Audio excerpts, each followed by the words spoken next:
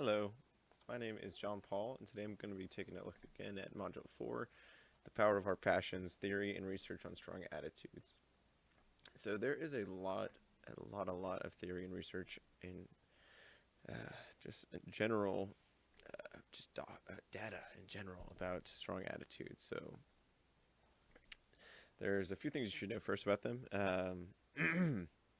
They're particularly likely to persist over time. They affect judgments, they guide behavior, and they prove resistance to change. So basically, they're guiding factors, they affect what you decide to do, and they're chronic, so they have a very long lifespan. Um, I think everyone in their life has probably experienced a strong attitude, so to speak. If not immediately, then probably you've seen it on TV, of course. With that being said, though, I'll transition into the body of saying that tell a little story. So one of my friends who I went to high school with, very strong attitude person, very that kind of jock-esque,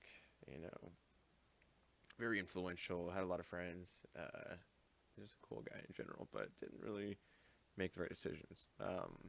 I was one of his best friends at the time. Excuse me. And he decided back around, mind you, this is about 9 years ago, 10 years ago now, 2008, 2009, during the whole synthetic marijuana craze.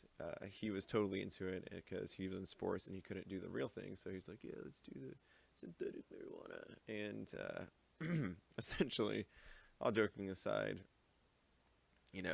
I did it once, never did it again. He stayed with it, but he did it in my car one time.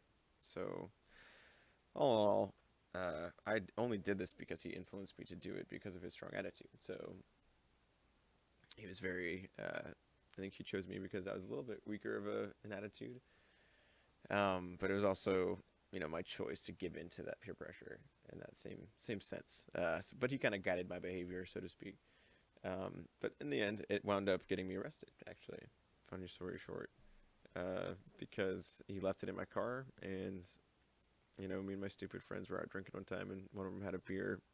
But basically, all in all, he got me arrested because of this substance that he influenced me through his, I guess, rhetoric or his, attitude, so to speak.